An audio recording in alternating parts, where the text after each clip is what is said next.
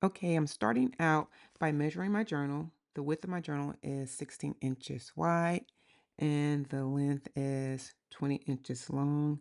And then I'm going to half those numbers and then I'll add a 1.5 inch seam allowance to both those numbers. So half the width will be 8 and I'll add 1.5 to that for the seam allowance, and half the length is 10 and I'll add 1.5 centimeters to that for the seam allowance as well. Okay, here I have all my fabric pieces laid out. I've also cut out fusible fleece that I will press onto the outer fabric.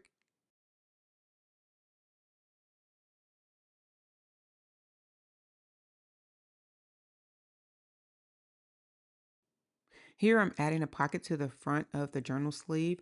I cut a piece of fabric half the length of the front of the sleeve, and I turned that piece of material under approximately 1/4 of an inch, and I'm going to top stitch it now.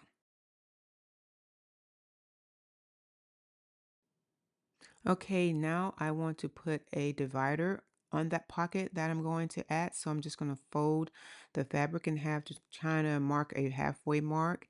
And then I'll do a top stitch on that pocket and to make a divider.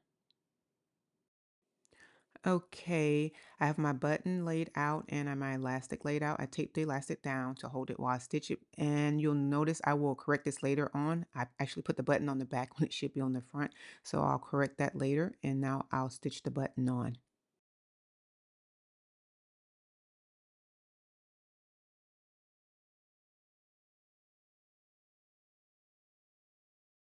Now I'm going to place the liner on top of the outer fabric on both sides.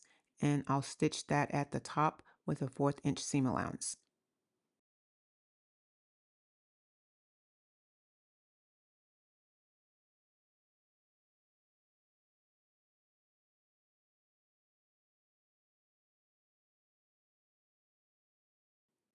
Okay, I already pressed those seams. So I'll place right sides together and pin all the way around. Okay, I've pinned all the way around the journal sleeve and I left an opening approximately 3 inches in the liner so I can turn it right side out.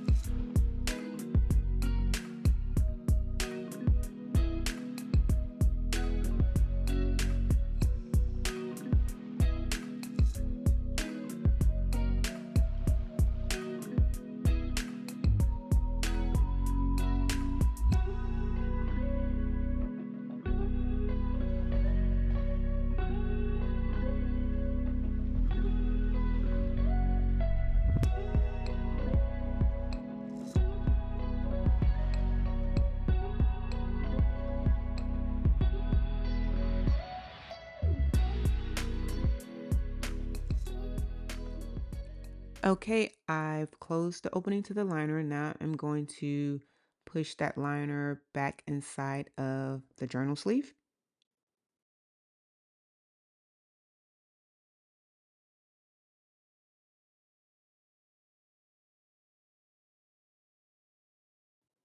Okay, this is where I realized that my loopy is on the front and not the back, and the button is on the back. So I'm just going to open up that liner and swap those two out so my button can be on the front of the sleeve.